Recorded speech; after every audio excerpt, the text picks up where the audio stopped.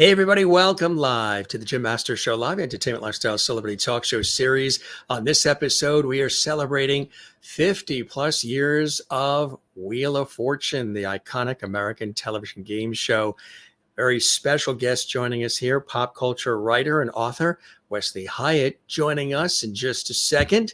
How many people love Wheel of Fortune? And of course, Jeopardy. Usually they're linked together. Wheel of Fortune airs first, and usually Jeopardy second. They are all Merv Griffin Enterprises original creations. Merv Griffin, of course, one of the iconic television talk show hosts of our time with his series, The Merv Griffin Show, that ran for many, many years. He was the creator of Wheel of Fortune, yes, and of course, Jeopardy as well, another beloved show. So we're going to be celebrating Wheel of Fortune in style on this episode of our Entertainment Lifestyle Celebrity Talk Show series. Great to have everybody here watching all around the world. Feel free to comment, like, subscribe, share the episode as well. We love having you here. We're going to dive right in fast because we have so much to talk about. Of course, you see Pat Sajak and Vanna White, and then soon, of course, Ryan Seacrest, the new host, as Pat has retired.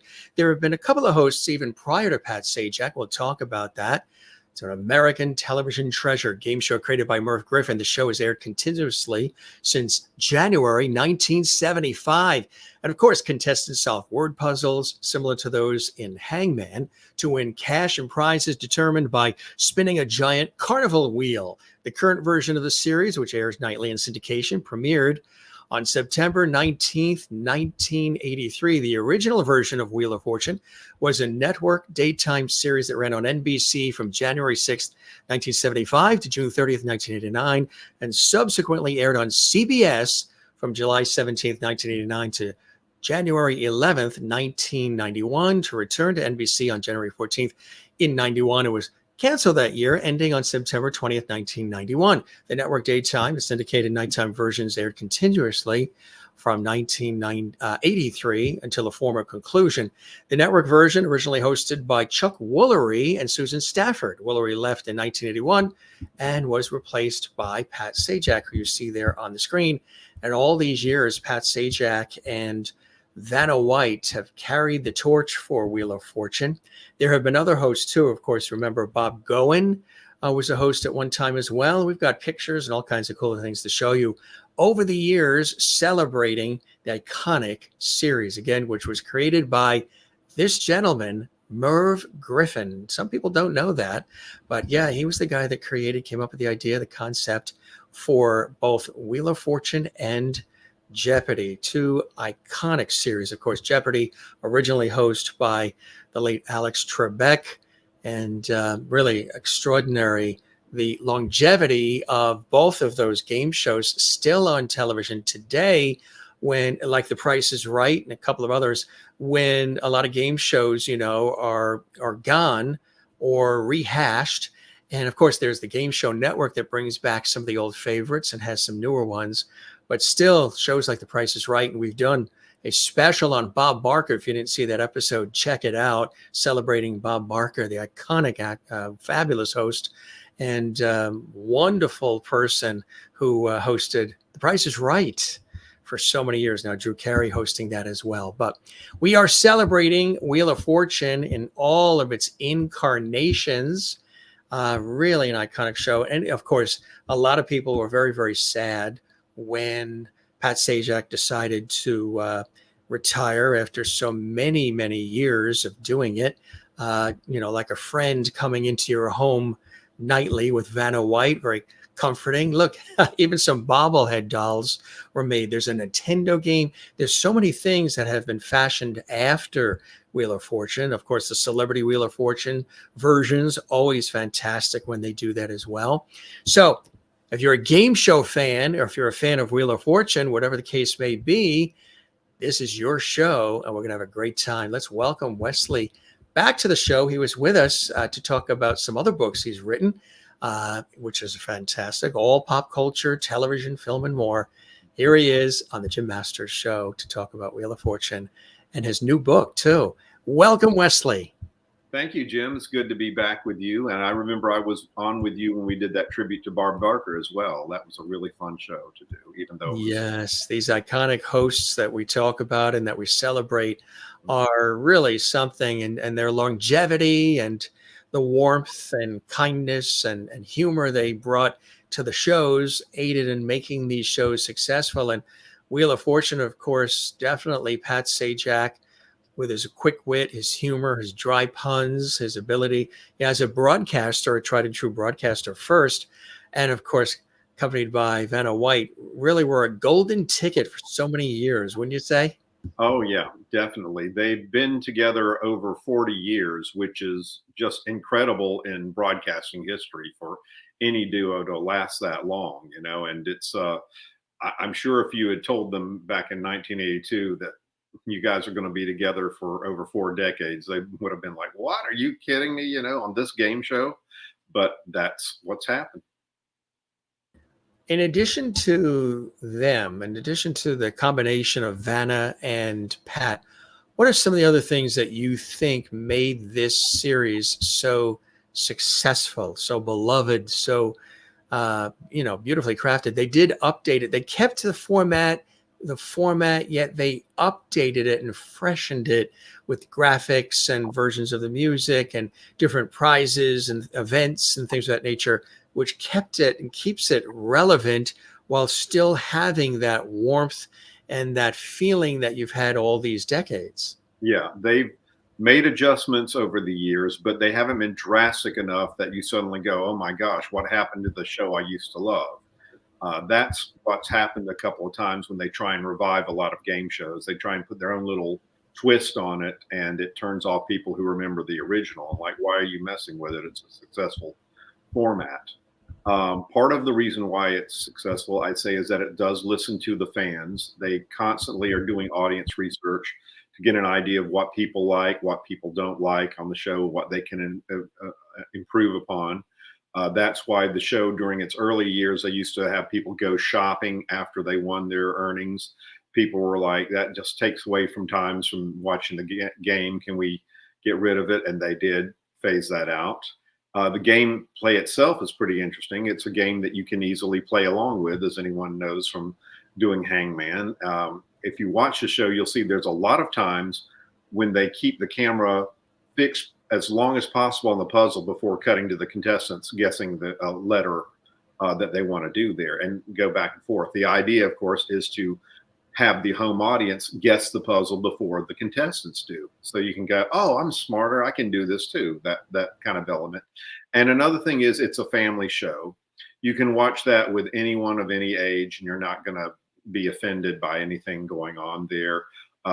Little kids can play along as well as older adults, and get a sense of what is going there. And it also helps. There have been several immigrants who like watching the show, and they get an idea of what kind of American idioms are popular and get a better sense of American culture as well. Those are, I think, some of the biggest selling points of why the show has lasted so long. And of course, then there's that big carnival, almost like a roulette wheel of its own kind, which is iconic. And there's been subtle changes to it over the years as well. But that alone is a real draw to the show, just having something of that size in studio. Have you had a chance to visit that studio, visit this set at all over the years? I have not, but I've seen a lot of it to get a good sense of it. I think the wheel is, it looks fairly impressive, but it's not that large. I think the diameter is less than 10 feet long, believe it or not. Yeah. That's the magic of doing it on TV at the same time. When they came up with the wheel originally, it was Merv Griffin's idea to do it like a carnival wheel, like you'd have, they'd spin it there being vertical, and where the spokes would stop, you get a prize. That's what he was thinking on the show. As it turned out, it got revamped into a horizontal one due to a new production team that worked on the second pilot of the show in 1974. And they were able to, they don't actually, people think there's a camera shooting down. That's not the case. They actually have a prism in a camera that's shooting straight, and then it gets the reflection of the wheel into the camera itself. If they shot straight down, it would damage the camera equipment. So that's how it's done. But they do have a camera operator, of course, hovering over the wheel, though. And as I mentioned to our viewers watching who are commenting, we appreciate everybody and their enthusiasm for Wheel of Fortune and for what we're talking about here. Was a wonderful brainchild of the iconic television host and entertainer, singer extraordinaire, Merv Griffin, right? Yes, it was. The circumstances are rather interesting how it came about. Merv the original version of Jeopardy was on NBC since the mid-1960s. A new programming head named Lynn Boland came in charge of NBC daytime program in 1972, and she did not like Jeopardy because in that incantation, the prizes were not that big. At that time, like the first round would be $10, $20, $30, $40, and $50 per row or column that they had at the time. And so you'd rarely get anyone who won over $1,000. She just saw it and she thought it was visually static. She didn't like the host at the time, Art Fleming, who was a middle-aged man, and she just didn't think he radiated sex appeal. All these factors were enough that she talked to Merv Griffin in 1973 and said, I want to get rid of Jeopardy. But she knew at the same time, he had a contract with NBC that if they got rid of Jeopardy, he would still get paid a year unless they were able to give him another show that he produced. So she said, okay, what do you have? What do you have go in mind? And Merv thought about when he was a young child with his sister, how they would spend the time during family trips playing hangman in the backseat of their car. And he thought that would be a good concept. It was not the first time hangman had been tried on TV, mind you, but it had been a long time since anyone really had done it, since mainly the early 60s, that they thought they'd give it a shot there. And he combined it along with the carnival wheel that he had. And Lynn Boland was the one who said, I'd also like a shopping element to go along with it. So in 1973, they came up with the first pilot for the show, and they called it Shopper's Bazaar. And that was the one. And Chuck Woolery was drafted as a host of it because Merv liked him. He'd been on the show a couple of times. So that's a shot right there of the Shopper's Bazaar pilot. Now you'll notice the wheel is kind of gaudier, shall we say, on the spaces and everything there. There is a lose-a-turn spot, but there is no bankrupt on the spot as well. And what happened was the wheel was controlled by Chuck.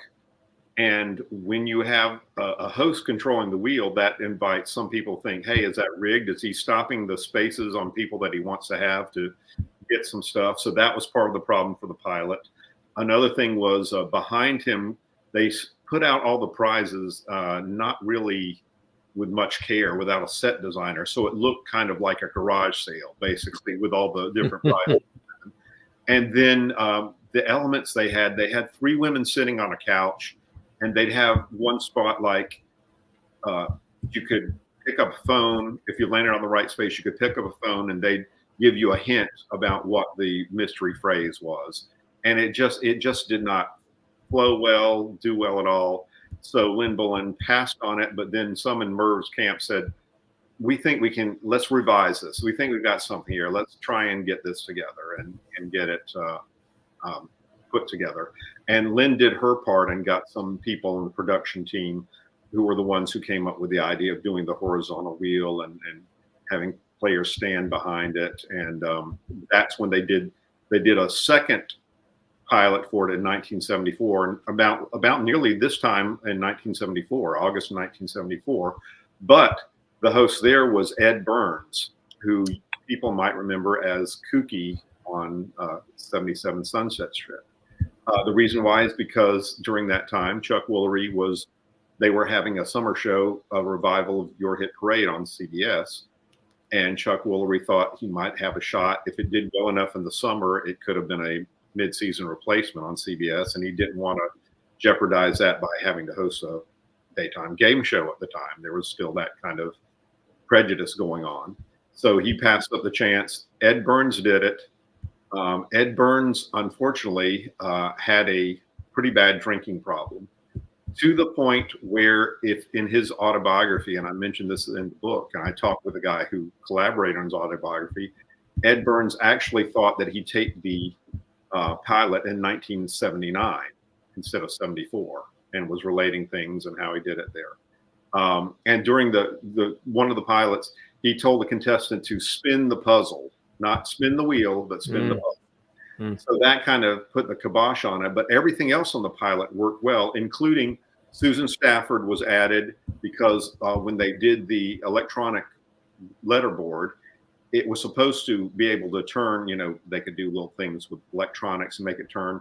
It didn't come together at that time. They needed someone to turn it manually. She was suggested. She was bubbly and energetic, and viewers liked her on the top thing. So she became part of it. And then without Ed Burns, they said, let's go back to Chuck Woolery, see if he's willing to. And Chuck eventually came around. He realized that Your Hit Parade was not going to be a CBS mid-season show. So he agreed to do the show, and they did their first couple of episodes, taped in December 1974. Yeah. And in addition to Chuck Woolery, also Bob Goen had a crack at the wheel too, didn't he? Bob Goen came on. This is very interesting. He came on the daytime version after what happened was Pat Sajak left in 1989 to do his late night TV show on CBS. As part of that deal, he had to stop doing the daytime show. He continued to do the nighttime show. Replacing him was a man named Rolf Benerschka, who is best known as a place kicker for the San Diego Chargers. That's him on the right there. Rolf basically was seen on a local talk show. Merv liked him so much. Merv had him come around tour the studio. And then Rolf, the next thing he knew, he was told over a weekend, you're going to be our next host of the daytime version of Wheel of Fortune, which we tape on Thursday. Watch the show as much as you can, and we'll help you out. And so he was kind of forced into a quick learning curve.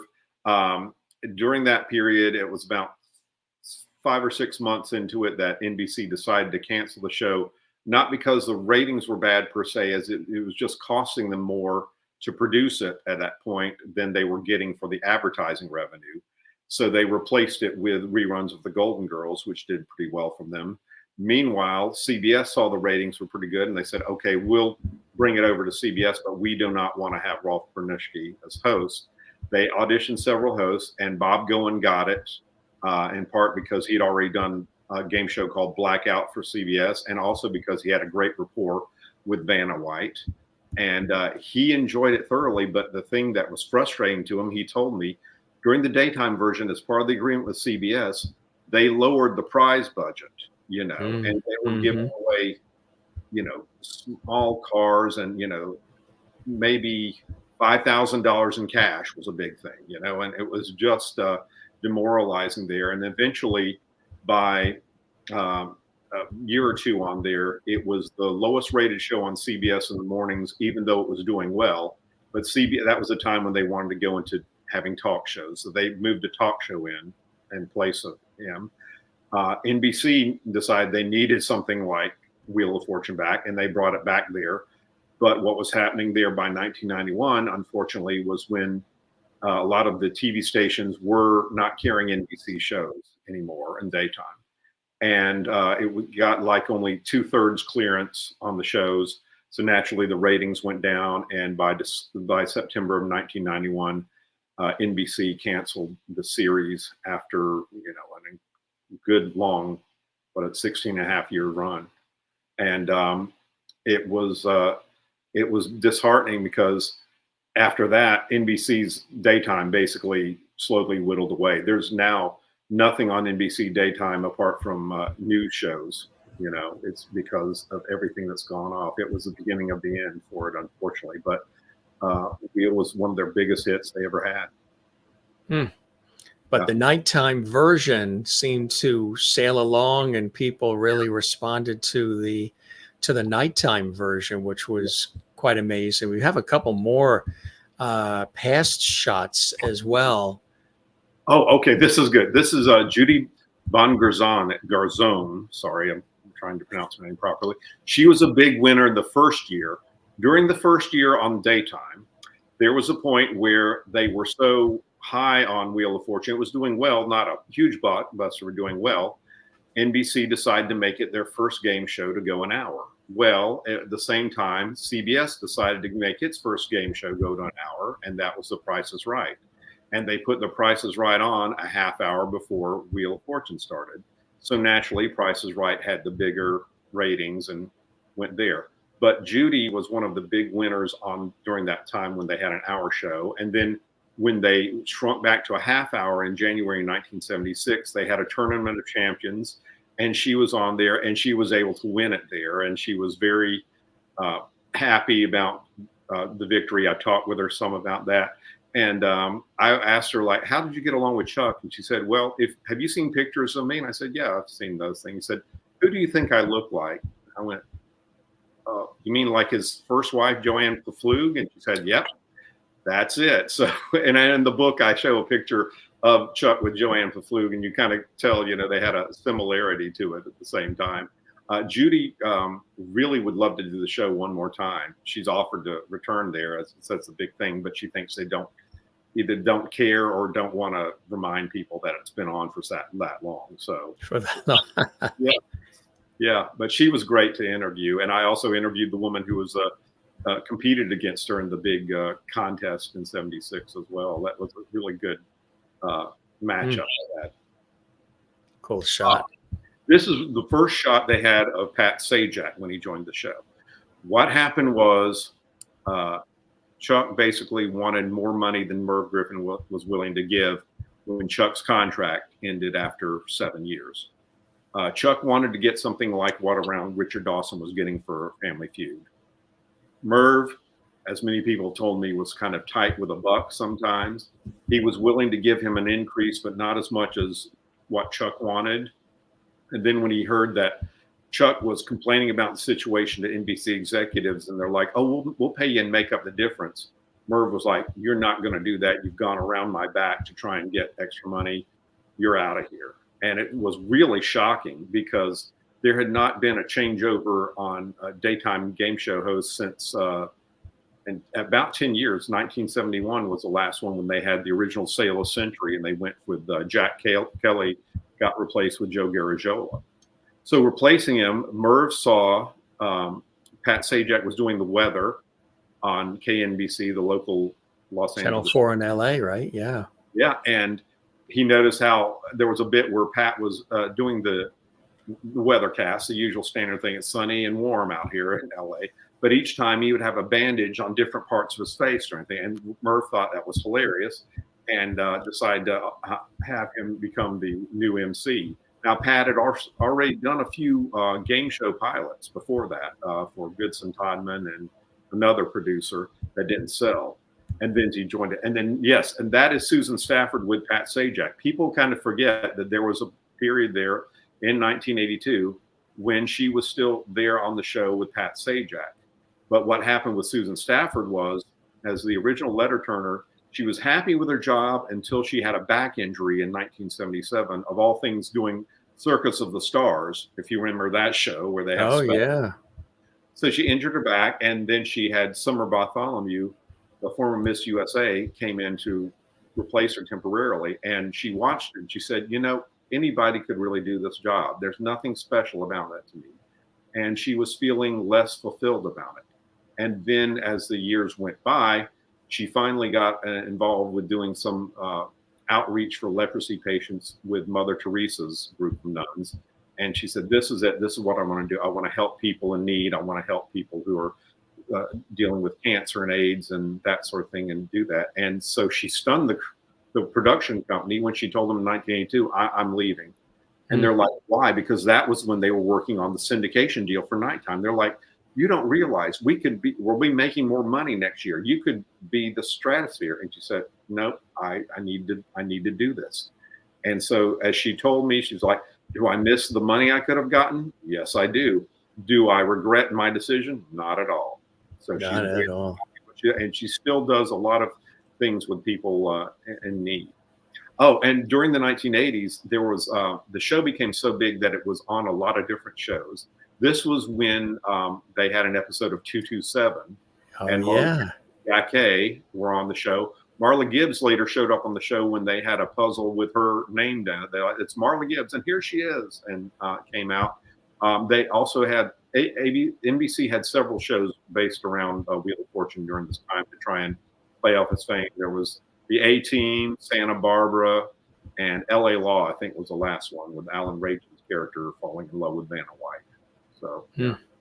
That's cool. That's they used to tie in the other network shows. Yeah. They kind of did that with the Olympics recently too. They had Snoop Dogg on there, who's going to be on The Voice. And then they brought in Jimmy Fallon, who did commentary as well. And some of their NBC stars were over at the Olympics as well. It's a great shot of Pat Sajak and Alex Trebek. Huh? This was when the first year Wheel of Fortune was a surprise hit. It managed to pass Family Feud, the longtime #1 in nighttime syndication, in its first year.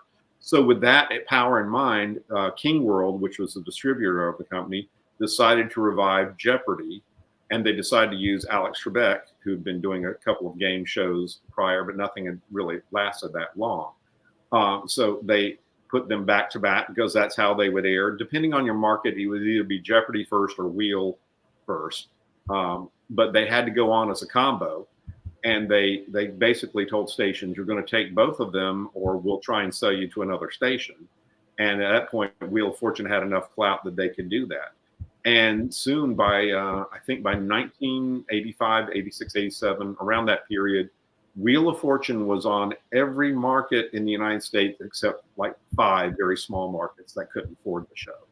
That's how big it had become there. And of course, Jeopardy was on with it during the time as well. So, yeah. Absolutely incredible. And we have some evidence of that in some little special treats we're going to share. Take a look at this, folks. Take it down memory lane.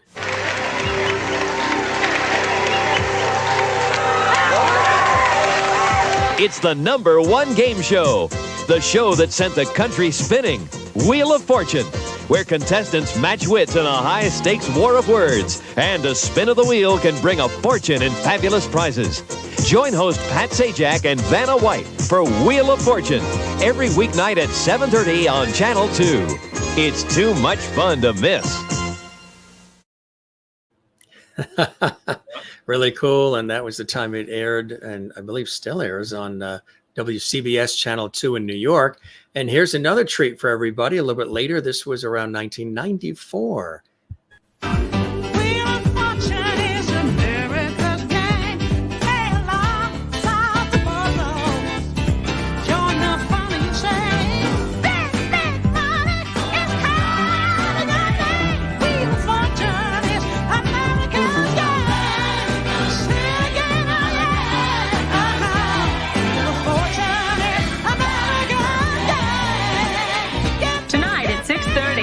On Channel 7. They had a great budget and they were very creative. Of course, that was the incomparable Aretha Franklin singing that song. They came up with some great taglines and jingles and memorable musical fests in their promos, which I thought was really, really fantastic over the years, huh?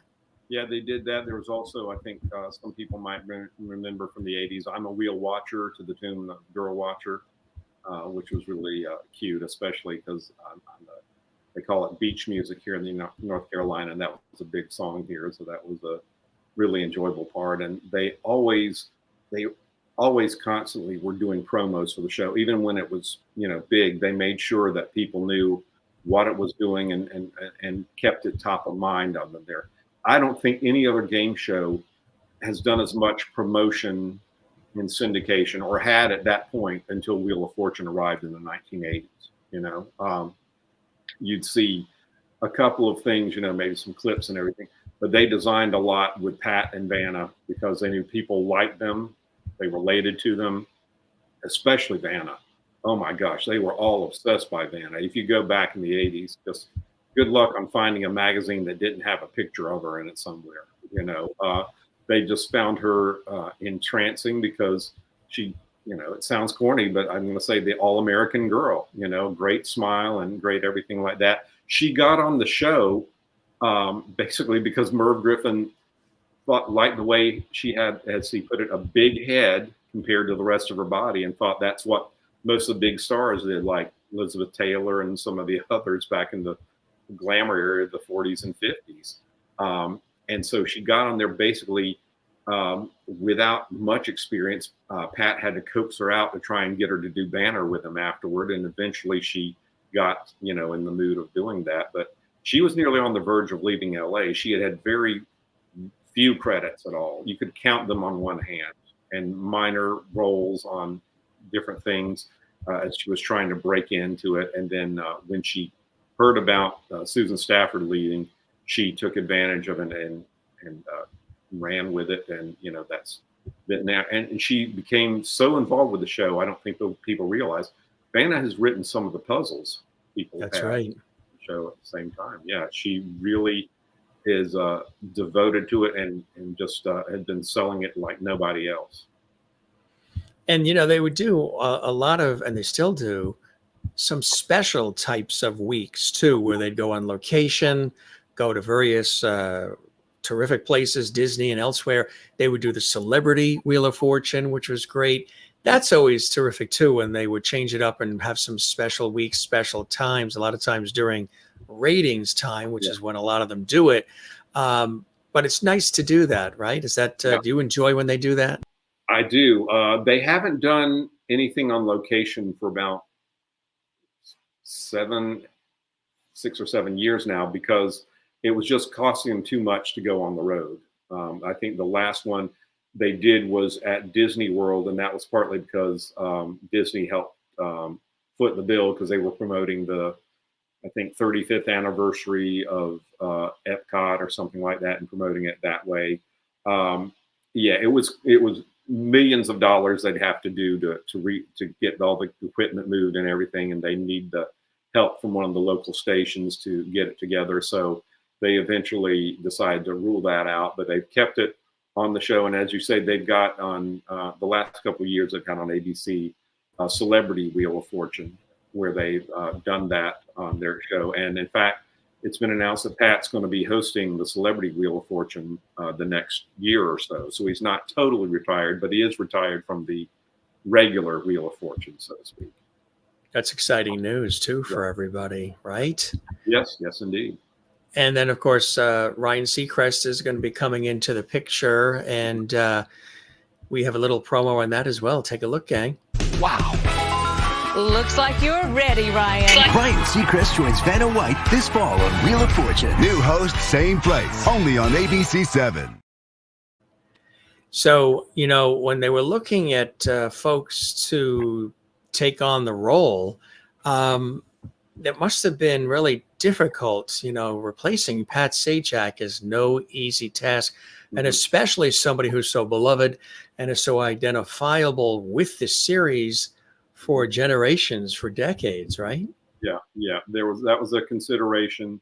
They also knew a couple of years ago when Alex Trebek passed, they did not have anyone in mind for doing the show. So they went through a lot of guest hosts, and it caused a lot of turmoil on and off this show. So Sony executives decided, we don't want anything like that.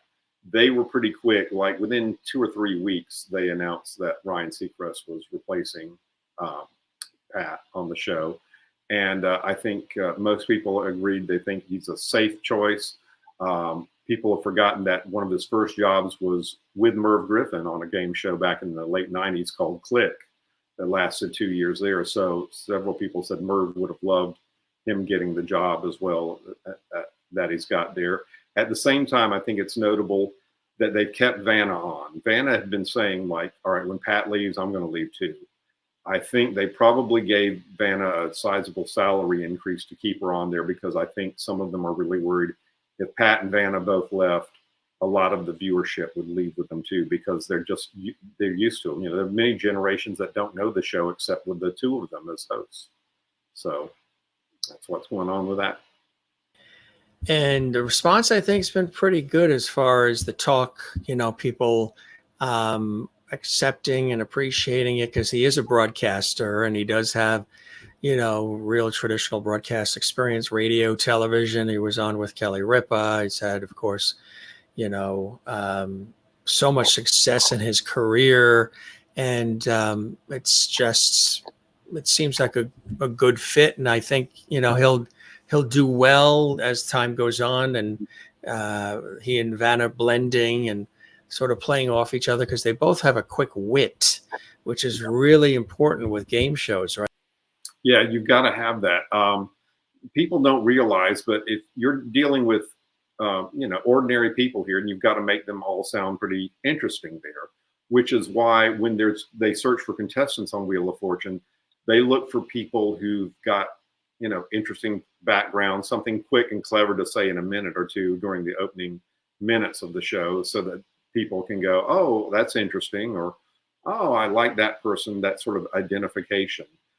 You need to have that in place rather than someone who's a know-it-all and like, I can solve this and everything like that, because viewers don't like that, and they turn off from that.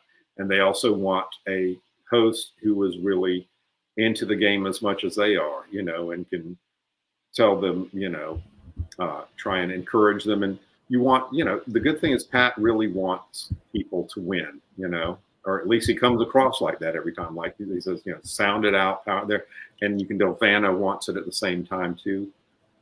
That's what you need to have with a host to make it really effective on Wheel of Fortune.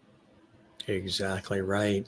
It was the same thing when they were looking for the host to replace Bob Barker from The Price is Right. There were so many people that wanted that coveted job of being the host. I even think actor George Hamilton was in the running too, which I thought he would have been great because he has a quick wit and he sort of is Bob-like. It might have been an interesting take, but those games move fast, and you gotta move fast with them. I remember Tom Kennedy. I talked with him. Kennedy. Well, he was telling me about when he did the nighttime version of Price is Right. He said it took him some time because, they have the little mini games inside the game, and you had to learn the rules and everything really quick. And he was not able to learn them as quickly. Bob Barker would just they could explain to Bob, and within 5 minutes, he'd know what to do and how to handle any situation. Tom, as good as a broadcaster he was, said it took him a little bit of time to sink in, and it made him admire even more what Bob was able to do as host of the show there. When it comes to something like Wheel of Fortune, you have to keep in mind who's spinning, which arrow is being lit up at the time there. And sometimes you have to remember them. If they get a little frazzled, they might repeat a letter that's already been guessed, and you have to tell them, look at the used letter board and do that sort of thing and get it together. There were contestant coordinators were telling me about, sometimes they would have to tell people between commercial breaks, okay, you're a little too tense here. You need to lighten up, or, think about relaxing a little bit. You've got this here. That was just one round. This is a new one. You're going to be spinning first. Go ahead and do that way. It's a game with, it's such a different atmosphere when it's live and in the studio, as you probably know from anything. It's just not as easy as it is sitting at home and going, oh, everything like that. Because there have been some really great players, but they've been unfortunate. They've landed on bankrupt or lose a turn, or, they've had, just bad circumstances that let them not win too well on the show. What do you think it is about the show itself that keeps people loving it? In terms of the game itself, how the game is played and how you're sort of clapping along. Big money, you're rooting for the contestants. You're trying to solve the puzzle along the way. There's a lot of interactivity for the home viewer who's comfortably watching it, in their living room or whatever at home, right? Yeah, and there's also some of the misses on the show have been epic. They were enough that I included them in the book. There was the notorious one where the answer was a streetcar named Desire, but the contestant guessed a streetcar naked Desire. Didn't know it. There was another one where it was a song title, "I Walk the Line" by Johnny Cash. The poor woman guessed I Have the Wine by Johnny Cash. You know, um, Sometimes it's revealing as far yeah, as what the people's most lifestyles are or what they have on their mind. yeah, the most hilarious one that I heard, that it wasn't on the show, but during a practice round. It was during couples week. Um, it was, the answer was Lord and Master, but the male contestant guessed Hard and Faster, which actually, you know, cracked up a lot of people. You know. And the most recent one they have, that people might know on here, a poor gentleman, they were doing the first round of puzzles, quick finger, fast draw, and he stopped it and guessed right in the butt instead of this is the best. So What a and big difference. and it was during the last week of Pat's show, and a lot of the former contestants and winners on the show were in the audience, and they were dying laughing. They told me later on that they laughed a full good minute. They had to edit it out of the show about how much, you know, they were rolling on there. But that's part of the show's appeal, you know, that sometimes people can get things epically wrong, you know. So you either laugh or sympathize or maybe both. Kyle and his wife are here. They say they saw the taping with Ryan and he was super personable and a great fit. That is really cool. And Maria says, I think Mr.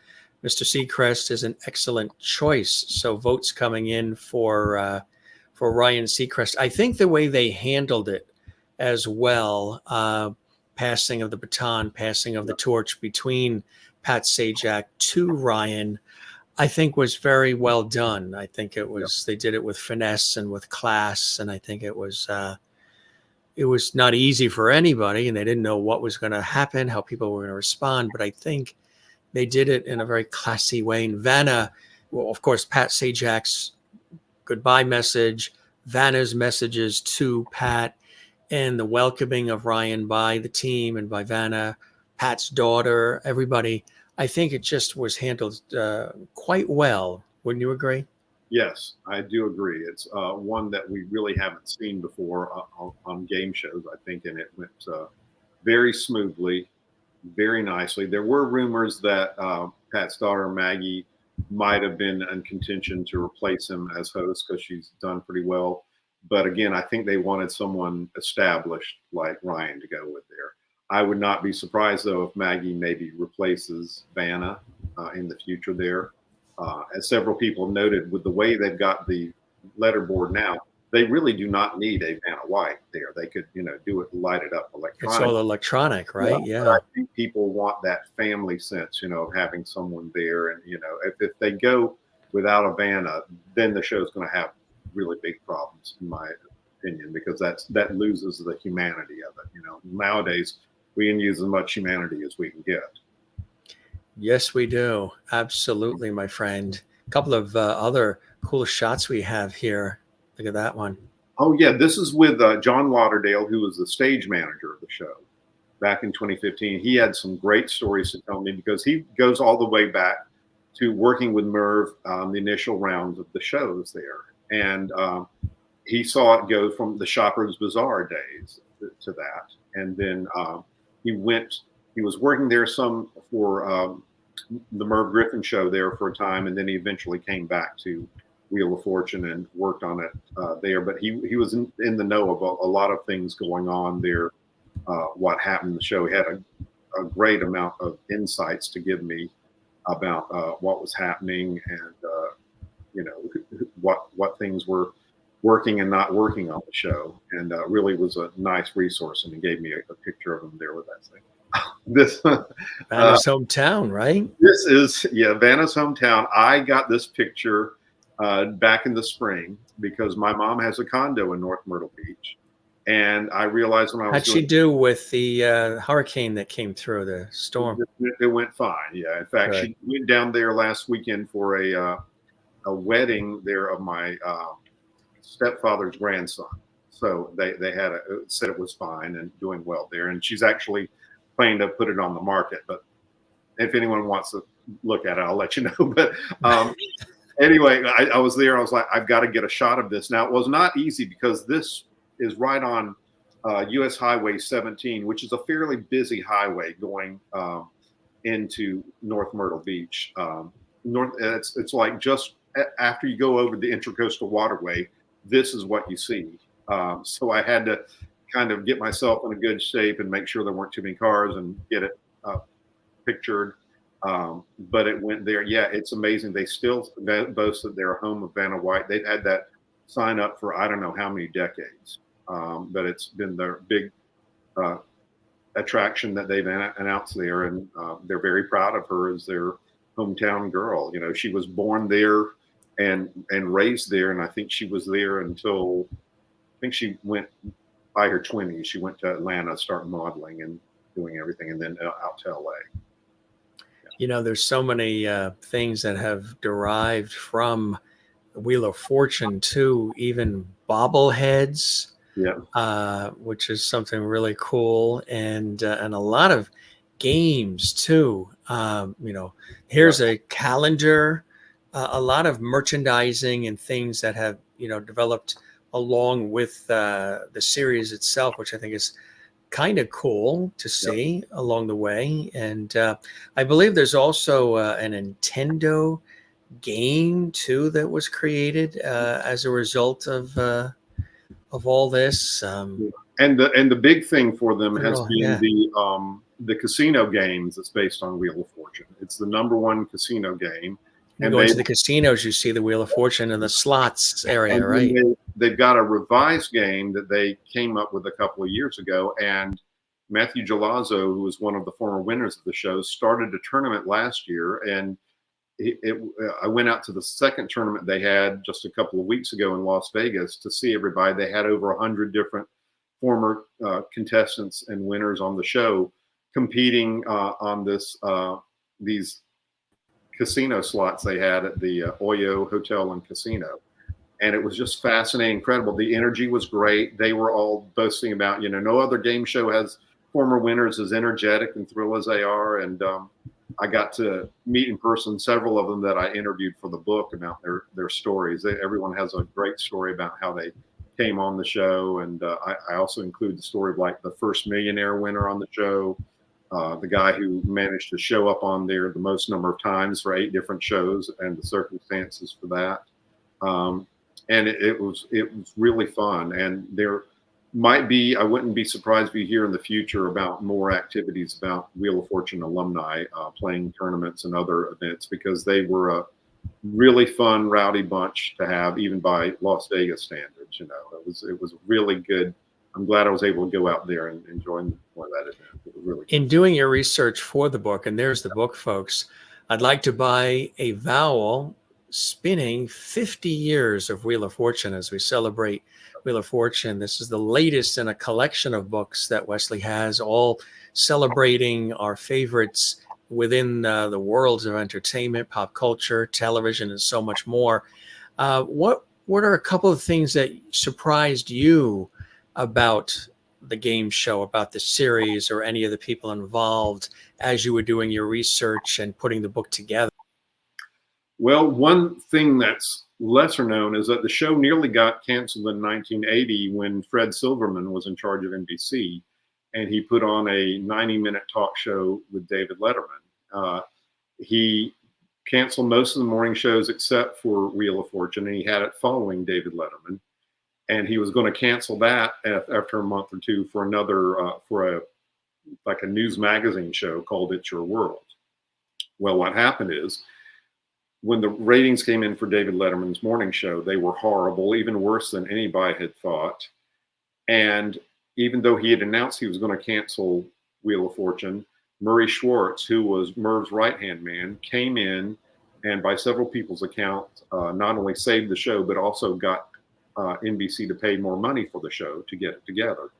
Now, in fact, the news of it was so late, they were in the middle of taping their last show, or the last set of shows, when they got notified, no, NBC has renewed you. You're going to keep on there. So they were like, oh, okay. So we're not going to do a farewell thing. Then we won't have to do that. But some of the show's personnel did leave. Charlie O'Donnell, the original announcer, went on, had already agreed to do some other work outside the show. So they had to get a new announcer, Jack Clark, who lasted until he died in 1988. And then Charlie O'Donnell came back there. Charlie was the one who did the original thing. of Wheel of Fortune, kind of get a round turn to go along with it there. And everybody on the show really loved him. And it was a real shock and shame to them when he passed away in 2011. But that was one that I had heard about it, but I didn't realize how close the show had been to going off the air right then at the time there. And it was interesting because I talk about, I was able to talk to nearly all of the surviving network vice presidents of daytime programming who were in charge of the show at the time. And most of them said they didn't have to worry about Wheel of Fortune. It was the other shows they had to worry about.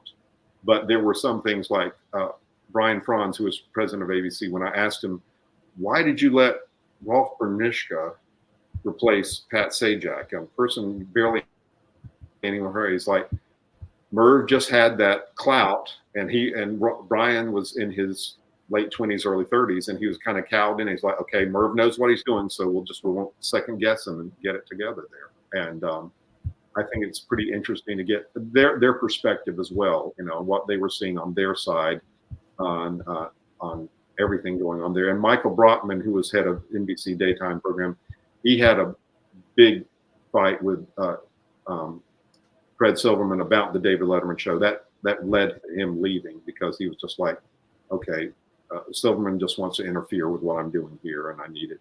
And ironically, Michael Brockman came back to daytime and CBS in the 1980s, and he was the one that led CBS to be #1 ever since then. Yeah. How involved was Merv Griffin day to day, you think, in both Wheel of Fortune and Jeopardy? Wheel of Fortune, he was involved. He would come up with the puzzles in the early years. He was the main one doing that. He would work with his producer, Nancy Jones, and they would decide which puzzles would go on what part and get them together and do that. As he sold off the show to First Coca-Cola in the mid-1980s, he retained an interest, but he would allow them to do their own puzzles, but he'd review them as well as see how they're going on the same time. He would also watch the show. And Susan Stafford told me, this is a good one. She had just been coming out as of 1978. She would just come out when Chuck Woolery would introduce and do a little curtsy and everything. Well, one day she's resting in between shows, and a knock comes on her door, even though she says, "Do not disturb." She's like, "Who is it? What is it?" Opens the door. It's Lucille Ball. Lucille comes in and says, "Hi, Susan," and Susan just like, "Oh, Mrs. Ball, how you doing?" She's like, "Don't dumb me that Lucille. It's Lucy. Don't dumb me this Miss Ball." Lucy told her, "I want you to come out there and I want you to spin around. You need a dramatic entrance. You need to twirl around." And she's like, "You mean like what Loretta Young used to do on her show in the 50s?" And she's like, "Exactly. And I checked with Loretta. She's fine with you doing it. Do it." And then left. So Susan went out, did it there. And then she waited to see what Merv had to say when he saw it. And he said, "Oh, it's very interesting. I like that. By the way, you need to get your hair cut." That's like Merv's idea of giving her a compliment. Good job, but you also need to get your hair cut. So, yeah, I tell you. He did watch the show, and he told the contestant coordinator sometimes he would complain if he didn't like some of the contestants. He's like, "Why did you pick that one? That was a boring one. That was an irritating one." Yeah. He was not there on the set, but he would watch the show and keep an interest on it there as much as he did until he sold it. And then by the time it was taken over by Sony, Sony basically was able to overrule him by the mid-1990s, and he had very little say in it, although they did keep his name in the credits. Of course, people know him also from the Merv Griffin show, one of the earlier and longest running of the talk shows over the years in its various iterations. That was a really popular series as well. And people are surprised that they didn't know that he created Jeopardy and Wheel of Fortune. Could you imagine? He was already a wealthy individual to begin with, but that just sort of solidified everything. The Coke deal was, I think, for $250 million. He was one of the richest celebrities in the United States. People were surprised. They always thought Johnny Carson was making big money on the Tonight Show, and he was, but Merv had much more managerial sense. In fact, Merv, originally, if you watch the early episodes of Wheel of Fortune, Merv wrote the theme music, and he also did the theme music for Jeopardy. Oh, he And as did. you know, That's right. when they play music on TV, you get royalties. That's right. So Merv was collecting all the money up that way as much as possible, and he was a very smart businessman, as everyone knows. So even with the show going off in '86, he was financially set. It's kind of like the story with the Tonight Show theme with Johnny Carson, when Carson was, taking the reins and then wanting a specific theme written and prepared. It was Paul Anka who stepped up and wrote the theme. And there was an agreement, I believe, between Johnny Carson and the iconic Paul Anka that theme would be used, da, da, da, da, da, the one we all know, and is since retired, of course. And that there would be an arrangement in terms of residuals that they both would get every time it aired, which was every single day for decades. A pretty good deal there, too, between Johnny Carson and Paul Anka. Yeah. And speaking of Johnny Carson, his brother Dick Carson was a longtime director on Wheel of Fortune. Dick had actually started working for Merv's show back in the early 70s because he had directed his brother's show in New York, but that was during the time when The Tonight Show was actually live, and he just got tired of working late at night. So Merv's show had a better schedule, but Merv had a thing where he would like to occasionally go on location, do little trips. And then I think there was a trip to Venice, somewhere over in Europe, I believe, where Dick Carson, when he came back, he said, "That's it. I can't tour all this stuff. I can't. You broke me. I can't do it." And Merv said, "Well, why don't you just do Wheel of Fortune then? It's only a couple of days each month." And he's like, "Well, yeah, great." And in fact, Dick Carson was the first one to win a game show, win an Emmy for the Wheel of Fortune of anyone connected with the show. And speaking of Emmys, this may blow your mind and surprise you too. Wheel of Fortune has won Outstanding Game Show exactly one time. And hard to believe. When it won it, guess what show it tied with? Jeopardy? Yep. It can never escape being compared by Jeopardy. I note that in the book a lot of time because, that's where it came from, and they're intertwined that way. And I think some of the fans on the show are really defensive about how some people denigrate like Wheel of Fortune is an easier game than Jeopardy. It is in a sense, but that doesn't mean it's easy to do, as anyone can tell you. Did they tweak the rules, tweak the game along the way in terms of the rules and how things went? Originally, they did not have the bonus round when the show started. Right. 75. So they would just do that. They do a couple rounds, and then they tell you the tally on how they got there. Then, of course, as I mentioned, the shopping round was phased out. There would be times, it's incredible watching it now, but someone would win the puzzle, and then because they had commercials, okay, we're going to have a commercial, and then you'll go back. When we come back, you'll go shopping. And they could do that. And then when they go shopping, sometimes the players got as much money that they could buy everything that was in the showcase, which meant the announcer, M.G. Kelly was a substitute announcer. M.G. Kelly, a big personality in Los Angeles there. He substituted there for a while before they got Charlie O'Donnell back. He told me that there were times when just reading those, trying to read all those things, and you had to do them on less than 10 seconds for each one, was just crazy, and just everything. You dreaded that as an announcer.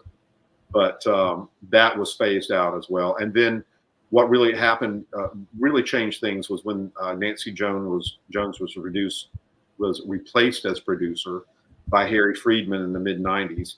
And Harry was the one who came up with the idea of getting the puzzle more animated, and so made the puzzles quicker, and they started doing those fast finger, puzzles to start off the game. So that made the show have even more puzzles and more excitement. I think that's kind of how it evolved. Basically, they've tried various spaces over the years, different things. Some have worked, some haven't. And the element now, of course, is the chance, very small chance, that you could get $1 million on the show if you landed on a sliver of one of those things. And then, of course, you got the $1 million spot when you spin the wheel in the bonus round. It's happened 3 times, amazingly. So, but it's not really, it's very rare to happen. It's so amazing to know, as well as you and I know, Wheel of Fortune still ranks as the longest running syndicated game show in the United States, with over 8,000 episodes taped and aired as of June 7th, 2024. TV Guide named it the top-rated syndicated series in a 2008 article. In 2013, the magazine ranked it at number 2 in the list of 60 greatest game shows ever. And the program has come to gain a worldwide following with 60 international adaptations. Yep. And the syndicated series 41st season premiered again September 11th, 2023, with the show's 36th season in 2018. And Pat Sajak became the longest running host of any game show, surpassing Bob Barker, who hosted, of course, The Price is Right from 1972 to 2007. Yep. And the 2 spin-off versions exist as well. The first was Wheel 2000, a version featuring child contestants, which aired simultaneously on CBS and Game Show Network between 1997 and 1998. And and the production locations, as you know, and I've had an opportunity to visit the locations, not the Wheel set, but NBC Studios in Burbank, California, Television City in Los Angeles, California, Sony Picture Studios, Culver City, California as well. Is that where they're still filming it, at Sony in Culver City, California? Yes, they are. They're doing that, and they're right adjacent to the studio that has Jeopardy to it there. So the Sony has control of the property that way, and they wanted to. That was a sticking point too, with Nancy Jones letting her go. She wasn't thrilled about moving to Sony Pictures, but I think they also wanted to shake things up because Nancy had been there nearly 20 years. So I think that's why they replaced her with Harry Friedman as well. And some other incredible sort of behind the scenes knowledge. The ending theme has a name to it called Changing Keys, the actual theme music. The announcers, as you mentioned, throughout the years, Charlie O'Donnell, Jack Clark, M.G. Kelly, Jim Thornton, and the theme, Merv Griffin, Alan Thicke involved as well too, right? Alan Thicke had a career there for a time as writing game show music for game shows as well, and he another talk show host involved in this area there that they had going that way. That was his main involvement with the show, but otherwise it was mostly Merv driven, I guess you could say. Tell us more about the book itself for the game show fan, the Wheel of Fortune fan, the super fan, or even the casual fan. This was something that I knew you were working on, because you told us the last time you were here that it was something that you were doing some intensive research and interviews and archival photos and all kinds of things to put together a quintessential look at the 50 years. And what was that process like? And what was it about Wheel of Fortune in terms of the personal feeling you've had for that series, that game show, enough to want to celebrate it and write about it? Yeah, well, I was motivated in part because some other long-running shows that in the 70s that marked 50 years, like Price is Right, and more recently Young and Restless, they came and went, and I would thought there would have been books about them, like big, it's impressive for anything in broadcasting the last 50 years. And there wasn't, and I got to think about it, and then I realized, oh my gosh, in 2025, Wheel of Fortune is going to be 50 years. Let me go ahead and explain that. And I knew some of the stories involved, some of the people involved as well, but I didn't know to what extent, who I was going to get, and what sort of stories I'd get from contestants. As it was, I looked out in that one, my writer friends, a DJ named Bob O'Brien, connected me with a woman named Erica Lee, and a fellow DJ herself. And she told me some stories, and then she connected me with Alex Braun, who was an administrator of a Wheel of Fortune alumni group on Facebook. And they liked my project so much that they graciously allowed me to be part of the private group, even though I'd never competed on the show. And that gave me an entree into meeting a lot of the former winners and talking to them and getting their stories. That was good. I also was able on my own to research some of the former personnel on the show, the key ones, one of the directors on the show. As I mentioned, their stage manager, John Lauderdale, and a couple of others who had been key parts of the show from back to its early years. And I just got the chance to talk with them and see what I knew and hear their stories and what they had to tell me. And it was a lot to organize. I'm glad I had a good editor. My friend Peggy Benson told me how to handle things when it was getting out of hand, especially during the Harry Friedman years from the mid-90s to the late 2010s, I guess you'd call it there, because I had so many interviews and so many things and I was trying to figure them out. She said, look, just talk about the show and this part, and then devote this one to having the contestants tell their stories in it. And that one worked really well for me to get it together. And I think I've done a good job of getting them all in there. Yeah, I did talk to someone involved with the Wheel 2000, as you mentioned, the children's version. I got a hold of them to get their comments on what they think, what their motive was on some of the changes they made on the show and what they would have done to improve it.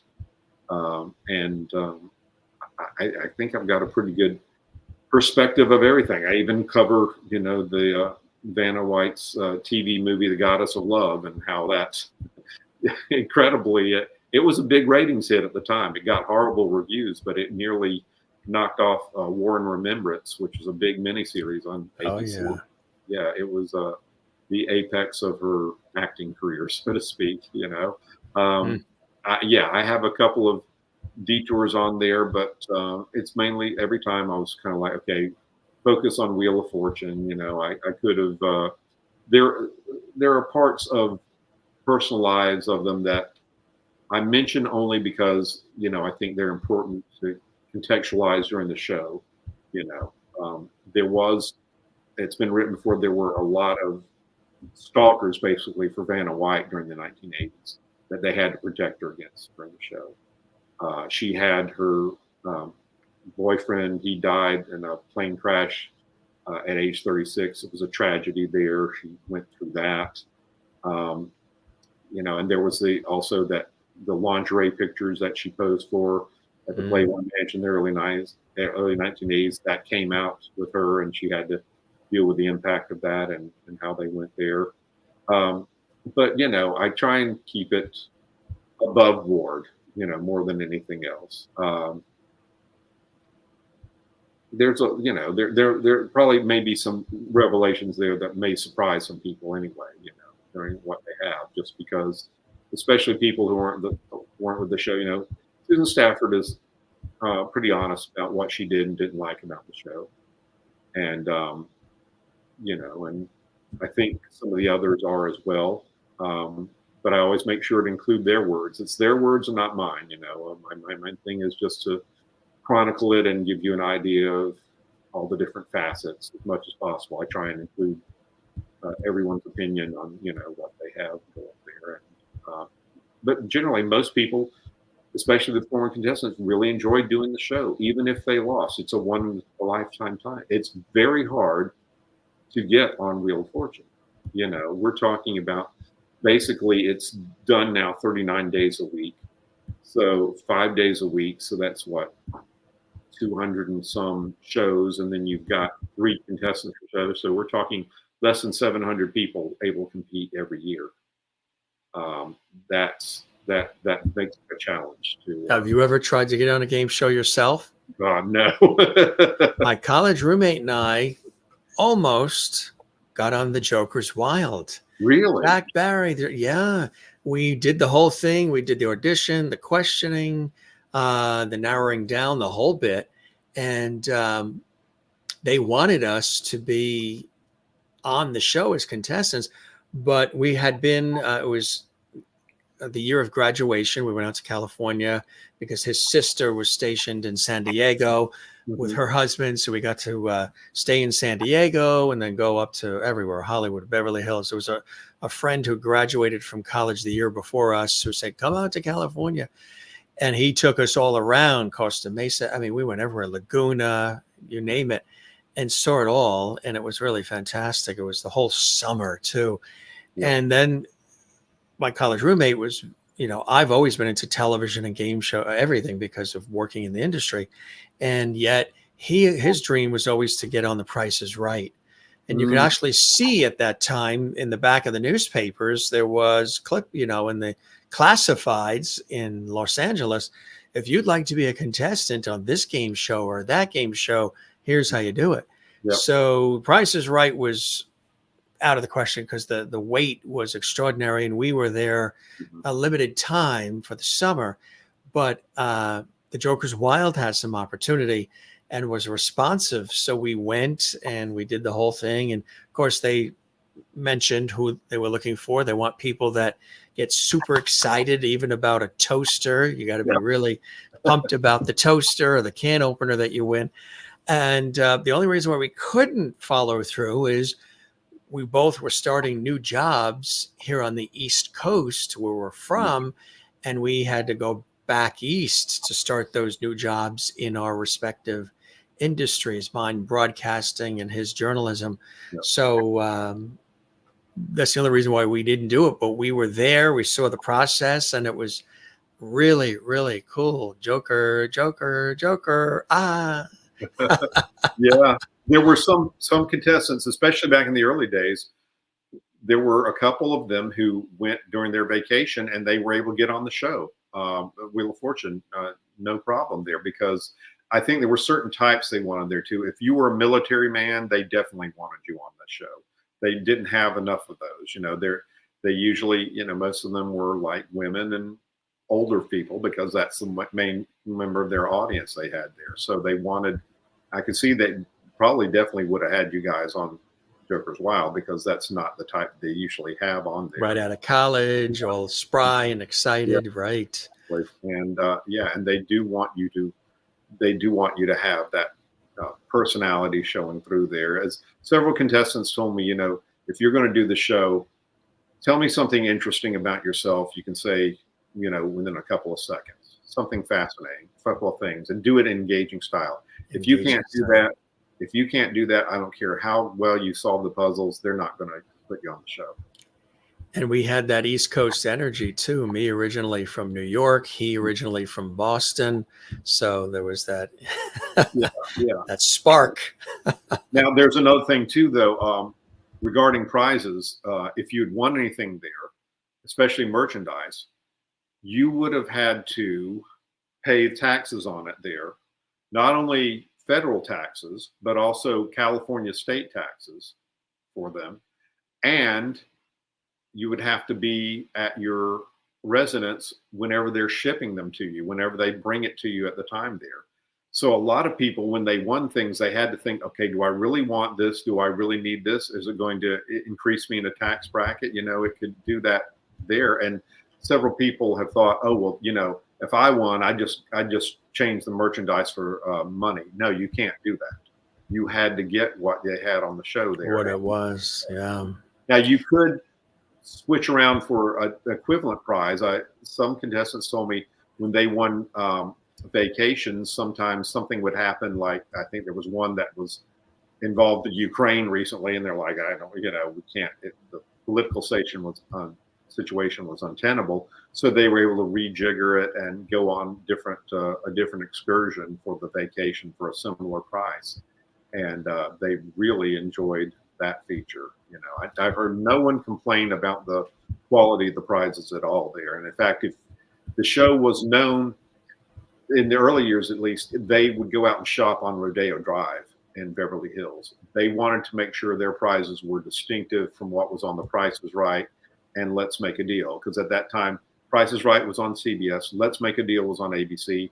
NBC wanted to have something equivalent for that. That's why Lynn Bolen said, we want to have a shopping element in there. basically to make it their own equivalent of Price is Right or Let's Make a Deal. Started bringing in cars and trips Yeah. and Yeah. big money going up the the ladder there, which was quite amazing. I think I mentioned it on this series. I don't know. I know Mark Summers was a guest here, and of course, people know him from Double Dare and the Food Network series he hosted, and so much more. Another iconic television host, game show host. And we were talking about the game show network, GSN. At that time, I think they're still a Sony property. They were with Sony, and their marketing arm was Synergy Group, and they were touring the country at that time. And GSN, the game show network, was relatively new. And I, being, a broadcast host on radio and television throughout the years, found out very last minute that they were coming to the region. And, a couple of broadcast colleagues said, "Hey, Jim, you would be perfect as a game show host. You have a personality and the warmth and all the rest. And so you should go. And I said, "Well, when is it?" And it's like, "It's happening tomorrow," and the whole thing. And it was amazing to see the turnout. There were people that drove from several states away to get that one shot. And it was really cool. They were looking for a national game show host for a show they were going to create and launch on the game show network. And I went down, and it was at a local venue. And I went down, and there was a lot of different screening that was happening and questions that had to be answered. And I made it through all those different, questions and paperwork and everything. And then you had to go on what was a mock stage. They had a mock studio audience. And in the beginning, there was no audience yet. It was just you going on stage in front of Sony, Game Show Network, Synergy Group. And they were judging you on, do you smile? Can you put two words together? First, we need to know if these people can do that. And then we do the weeding from there. And we passed that. And then there was so there was about 6,000 people that came through. It was amazing. And that was just one of the, cities that they went to. And got narrowed down from the 6,000 to, through the various things you had to do, 6,000 to 1,000 to 500 to 100 to 50 to 20. And then it came to the point where we were to come back after a couple more narrowing down sessions. They picked 3. And I was one of the 3 out of the 6,000. I was like, my God, even if I stopped there, I'm good. Just because obviously I wanted to really see last minute doing this, wanted to see what they saw, if they saw anything that they thought would be a potential, whether it was through this situation or just doing anything down the line with the networks. And so it got down to, at first there was the 10 people, and then got down to 5 and got down to 3. And it was really cool because the way they did, I was in a green, sort of like a Masters golf tournament sport coat, very game show-ish with the khaki white slacks and the whole thing. And they had a set, they had an audience. Mark Summers was there, I believe, as one of the judges, as well as other people, because he remembered that whole evening. And they had the set, they had contestants they pulled out of the audience. They had buzzers, the whole bit. And there were specific things I had to do as the host. And it was really cool, just the experience. And I don't know if they had it rigged. They might have, to see how you'd respond. Yeah. But a contestant had to answer one of the questions, and their buzzer didn't work. So they wanted to see how I handled it. Yep. If you froze, if you panic, if you run off stage, if you're like, "Oh no, stop tape," which you never, as the host, you don't tell them to stop tape. They tell you when they're stopping tape. And I said some funny, witty line that sort of pulled it all together, and the audience erupted with laughter. And the judges, I took a quick glance, they were laughing and everything. And out of the 6,000, I came in third of it all, which I was very happy with. Mm-hmm. And the winner was a female co-host, because they hadn't had any many female hosts of game shows at that time. And she won, and she came down from Boston, and everybody was very happy for everybody. And I was happy. I got a 27-inch television from Sony delivered to the house. We were there to get it. beautiful letter from Game Show Network and Yeah. just about the potential as a host for game shows. And it was really fantastic to place that way, to get a bronze out of 6,000 people. It was really amazing. And the second one had hosted many game shows before. So that was the second person, but the first person was female co-host. But what happened was she uprooted her family from Boston, moved out to LA, and the pilot was made, and then whatever the game show turned out to be that they were doing got canceled in 30 days. So she uprooted her whole family, husband, kids, to go to LA, and then boom, and then had to go back east. So I was happy with the 27-inch Sony television and everything else that I got, but it was a very, very cool experience. Yeah, that's very interesting that you mentioned it, because when it's happened on there for some people who live out there in LA, in terms of the contestants, they have tried out for the show, and it's taken some of them literally years, maybe decades, to get on the show. When COVID hit, that's where one of them was able to get on the show finally, because they were short of contestants, and they said, okay, we'll do that there. But they also had several shows they do tape with backup contestants, just in case someone doesn't show up or get sick at the same time there. So there's always that element. And for the backup ones, that's what they call the local people, the ones who are, if you're living anywhere from Santa Monica to maybe San Diego, I guess you're considered local to be a backup on the show as well. And talking about the things that can happen there, Pat Sajak is known very well for, when he tells the audience, please do not shout at anything, he's very serious. There have been times when they think they heard someone say the answer to a puzzle out in the audience, and they throw out the puzzle and would do it over again.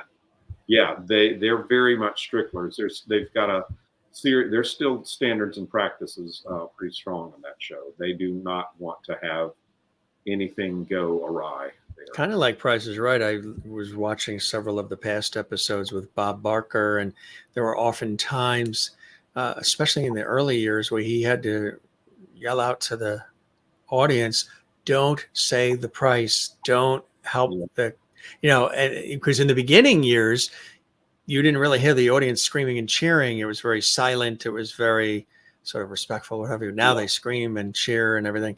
And they help the contestant along. But there were some times where I guess something was, they can be seen, don't say anything, don't tell anybody, don't say it out loud, because it can throw the contestant off.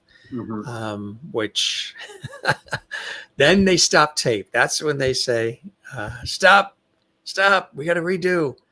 So that's going to be Ryan Seacrest's job as he goes along now with taking the reins from Pat Sajak to keep everything in line as well. Yep. That book, again, congratulations on the book. The book is on Amazon, folks, and wherever books are sold. It's going to be a great read for you if you love game shows, or you just love television, you love behind-the-scenes stories, you love Wheel of Fortune. I'd like to buy a vowel. 50 years of spinning.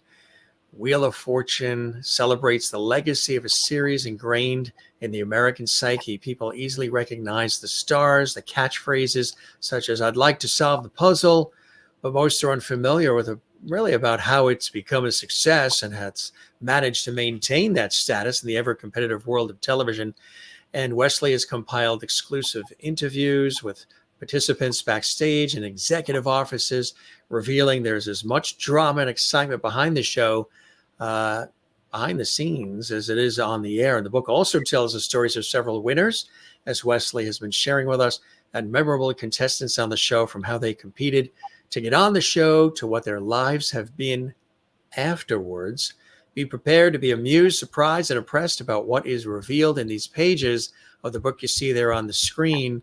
Really something quite special. And congratulations on it, my friend. The timing of it is perfect, again, with the change, between Ryan and Pat and all. And so the release is absolutely perfect as we celebrate all of them. And you're probably, knowing you're probably working on the next book, aren't you? That's what everyone assumes. I've been told that. I probably will, but I'm working on this right now more than anything else. My next book would be the 12th, and I think probably the final one for me. 12's a nice even number. I'm superstitious about doing 13, and it's getting harder to top because I've written, you send the subjects I've written about, the ones that are about subjects that I love and people that I love. The Carol Burnett Show. Yes, Betty White. And Wheel of Fortune. And, these are ones that have great stories to tell and are wonderful people and just really, just kind of enriching to write about as well as, read about for me. So I'm going to take some time and see if anything can come up with it there, but it'll be a tall order. I do want to have something like these that are fun to write. And I've met a great deal of wonderful people associated with Wheel of Fortune. The Wheel of Fortune alumni are some of the best, nicest, most genuine people you'll ever meet in your life. And they've accepted me with open arms, and I cannot say enough about them highly. They're just fantastic. And of course, we wanted to say hello to our friend Randy West, who we know is another game show aficionado and has announced for several of them, including The Price is Right. He's a dear friend of our show and of ours, yours as well. And I know he's watching and enjoying this episode as well. Yeah, and I've got him his book quoted in there too. He talks about Chuck's leaving, and you'll see it's a pretty extensive list of books that I use, as well as some recommended reading, along with did about 60 interviews. So I think I did a pretty good job of capturing as much as I could about the show. You have. You always do. You have a great writing style, and it sort of draws us in as the reader. And again, you're talking about, iconic people in all of our lives in the worlds of entertainment, pop culture, and so much more. And somebody that we lost, matter of fact, today, and I'm thinking about maybe doing a special episode on it, celebrating him, but at least acknowledging it today. The iconic Peter Marshall, host of Hollywood Squares and a phenomenal entertainer, performer, singer, so much more, television veteran. I've always admired Peter Marshall, always just his style, his finesse, his class, his wit, his humor. He passed away today, the iconic Peter Marshall, again, original host of Hollywood Squares. Matter of fact, we had several times John Davidson with us, another iconic host, big friend of ours. We're going to actually see him next month at his venue up in New Hampshire again. And he, of course, was one of the hosts of Hollywood Squares as well. But Peter Marshall, again, made it to 98. Talk about 100. We wish it was 100, but he was in good health along the way and is beloved, and it's sort of breaking news now, all day long. Any words you want to share about Peter Marshall while you're here, Wesley? I think the biggest accomplishment for Peter Marshall is that he oversaw a game show with 9 personalities, sometimes more than that, he had to deal with, along with the game itself there, which would be a daunting task, but he was able to keep them all in check, kept the show running very well, was a great straight man, as you said, to a lot of them, but could also get a couple of witty answers in at the same time there. He was just fantastic at being an MC. He also was very talented. He also did Broadway several times. He did Skyscraper and La Cage aux Folles. And just everyone I've heard has just have nothing but wonderful things to say about him. He was just as genuine and lovable off screen as he was on screen, and just an incredible talent and one of the giants of broadcasting, in my opinion. Absolutely. There was just something about their ways, the Pat Sajaks, the Tom Kennedys, the Chuck Woolerys, the Peter Marshalls, the Bob Barkers. There was just a warmth, a certain finesse, a certain wittiness. All of these hosts that we're talking about, this congenial way that they've had, which I've always enjoyed and patterned myself after as well, a little bit after them, because these were in my industry, in this industry of broadcasting, of television, radio, station, film, they sort of set the tone first. The Dick Clarks, some of the really incredibly talented, smooth and friendly. Everybody wanted to sort of pinch their cheeks or take them home or marry them or just bump into them in the supermarket, because there's a certain warmth, a certain class, a certain just a certain character, the integrity and credibility and all these things that we talk about today. Like, where did that all go? I hope it never fully goes away, because it's I think it's what has added to, and I think Ryan has elements of that as well, which I think is what they pinpointed. He has a credibility. He does have a class about him. He has a finesse. He can be very witty as well. And he was trained and sort of patterned himself after the broadcast veterans as well, with he being a broadcaster and radio and television, similar paths.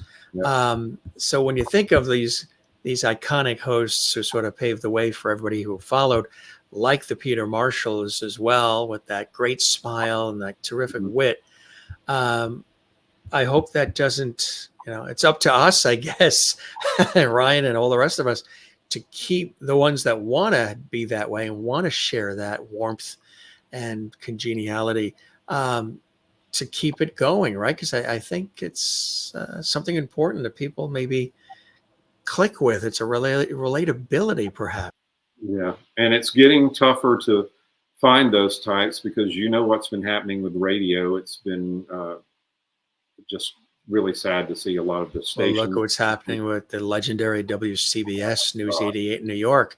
In about a week or so, that legendary station, if folks didn't know, one of the most iconic radio stations ever, station that we listen to for a lot of what's going on in the world, even though some say, oh, it's AM and everything. Well, I've worked in many AM stations and they're fabulous places, but WCBS News 88 is the whole format. The station is being dropped. The call letters, WCBS, are being dropped. And it's going to be ESPN radio. And there's already WFAN sports radio in New York, and there's already 1050 ESPN radio. So now that's going to be on WCBS News 88. So there's only going to be one 24/7 news radio station in New York City, the number one market in the world, and that'll be 1010 WINS WINS. Sad to read that. I know several of the people, Steve Scott and some people Craig Allen, the weather forecaster for many years. People may remember him on Channel 2 in New York too and elsewhere, but legendary people that are going to be disappearing from the audio side of things. And it's sad to see such a legendary station like WCBS News 88, which was a clear station. You can get that across the country and beyond. Sad to see that go, right, Wesley? Oh yeah, it's a real loss what we're losing now, because anyone who's grown up in broadcasting, when you're a radio DJ, you've got to fill that time. You've got to be creative. You've got to handle any kind of emergencies that happen there. You've got to deal with songs that won't play sometimes, or end early or start late, and it really keeps you on your toes. And if you can do that, you can do anything. And I think it's telling that Pat Sajak has said several times in interviews, he really just wanted to be a radio DJ. He did not plan for a big TV career. He only went into TV because, like everyone else, it pays better, But I think a lot of TV hosts will tell you privately, they rather enjoy the advantages of radio. You can pace things easier. You didn't have as many distractions as you do with studios going on at the time there. It's a kind of magic. If you ever can listen to a radio show that's really well done, it's just wonderful. I used to love, I love listening to AM radio, especially the news stations, because it's 24/7. Yeah. And as you're driving your car on the highway at 2 o'clock in the morning coming from somewhere, that's live. Those stories are happening. That person is in that announcer booth. They are in the studio there with you. And what happens is when people get connected to and attached to the personalities on radio and in television, and in this case, at any time of the day, the news radio station being on 24/7, you knew they were always there. So while everything else came to a halt, if you're still up at that time, you could turn it on, and it's almost like they're a friend. Yeah. And many times we drove to see family in Florida, all the way up the East Coast, all the way back up to the Northeast. And as other stations would come in and out, fade in and out, if we weren't listening to satellite radio or CDs in the CD player or anything else, I'd put on News 88, WCBS, and stations like that. And, that it was kind of like something comforting along the way as you're making your way driving. Yeah. And that's what you want to have too in a good game show host as well. I think you want to have that sense of, there's someone calm and, able to talk with there. And it can be crazy and a lot of celebration going on there, but you want someone to be there in even keel to keep the proceedings moving well and treat you nicely in the process. And it's a definite art to doing that. And I'm worried about how we're going to get that. You're not going to develop that necessarily by being a YouTube star, Not to fund you of anything like that, Jim. But oh, no, this is right. Doesn't be accepted. well, that's, If I didn't have the already established broadcasting career, the real television career, I might not have even started this, I started this in the pandemic as a side thing, you know what I mean? This was supposed to be something just connecting with people and talking with people, and all these guests wanted to come on, and people I've interviewed on television and PBS and radio and everywhere else. And so it's turned into this big show that it is, which is fabulous. The tough thing is the balancing the day work, the paid work, television and radio shows and everything that I do, along with this show on the internet in the evenings. It's an interesting balance, but you know how it is.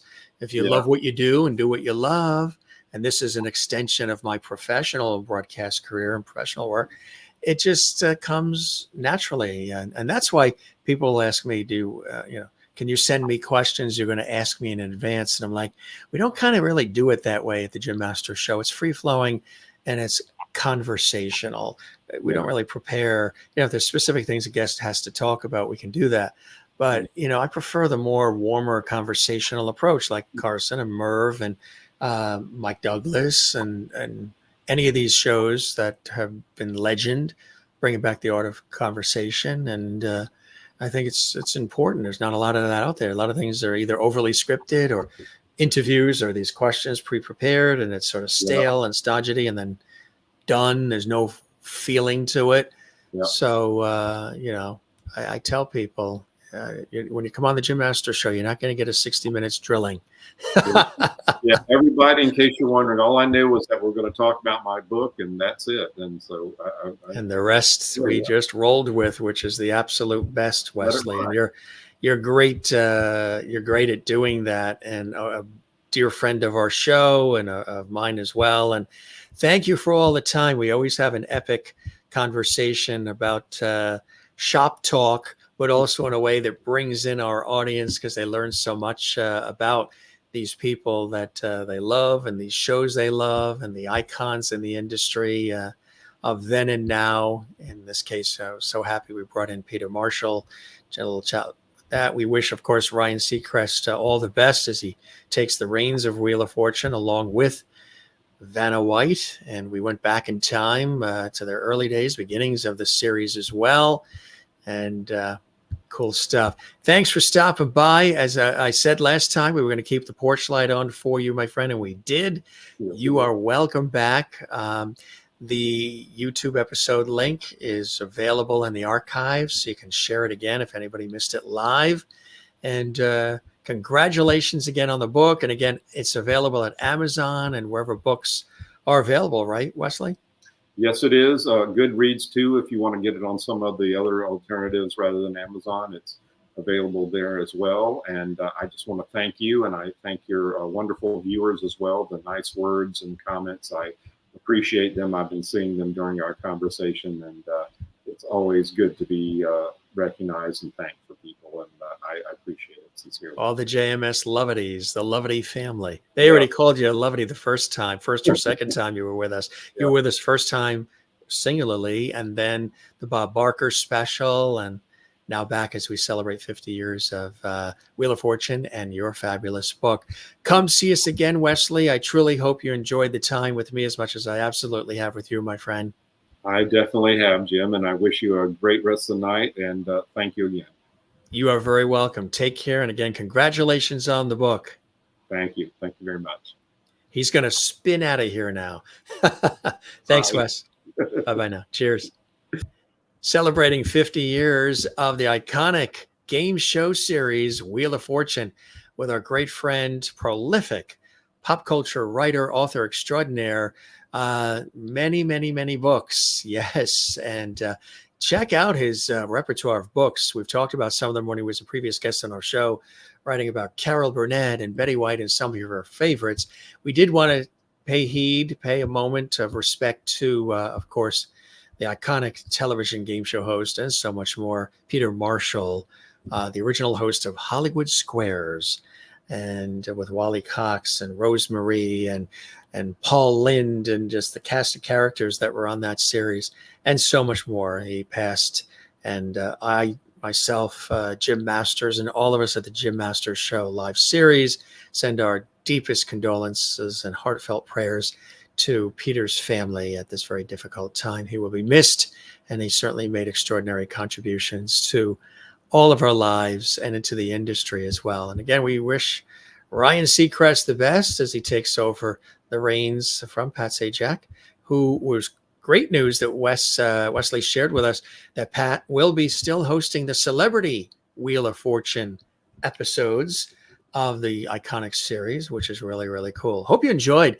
going back in time as we acknowledged and honored and celebrated one of the legendary series on television and game shows, Wheel of Fortune, one of the best. And again, side by side always with Jeopardy, its sister game show, the original host of Alex Trebek, iconic, and all created by Merv Griffin, the legendary game show creator, but before that, talk show host, singer, all-around entertainer as well.